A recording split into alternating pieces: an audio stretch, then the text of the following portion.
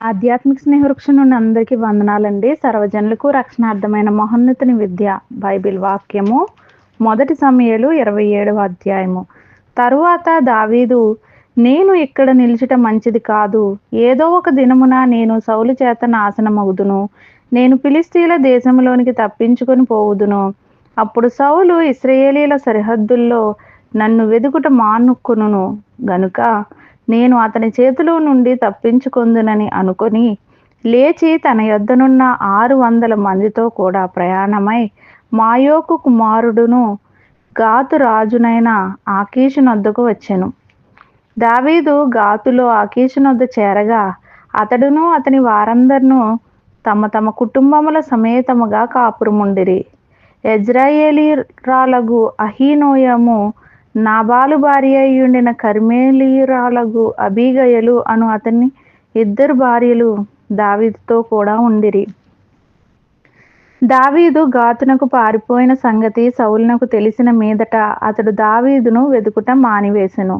అంతట దావీదు రాజపురమందు నీ యొద్ద నీ దాసుడనైన నేను కాపురము చేయనేలా? నీ దృష్టికి నేను అనుగ్రహం పొందిన వాడనైతే బయటి పట్టణములలో ఒక దానియందు నేను కాపురముండుటకు ఒక స్థలము ఇప్పించుమని ఆకీషును అడగగా ఆకీషు సిక్లగు అను గ్రామమును ఆ దినమున అతనికి ఇచ్చెను. కాబట్టి నేటి వరకు సిక్లగు యూదా రాజుల వశమున ఉన్నది. దావీదు ఫిలిష్తీయుల దేశములో కాపురముండిన కాలమంతా 1 సంవత్సరము 4 నెలలు. అంతలో దావీదును అతని వారును బయలుదేరి గెషూరీయుల మీదను గెజెరీయుల మీదను అమాలేకీయుల మీదను పడిరి.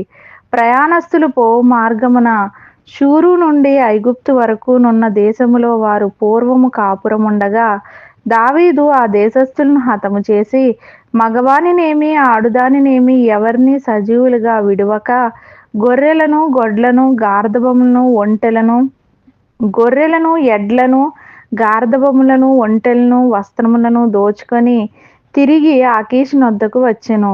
ఆకీషు, ఇప్పుడు మీరు దండెత్తి దేశంలో జొరబడితిరా అని దావీదును అడగగా దావీదు, యూదా దేశమునకును యెహర్మెయేలీయుల దేశమునకును కేనీయుల దేశమునకును దక్షిణముగా మేము ఒక ప్రదేశములో జొరబడితిమనెను.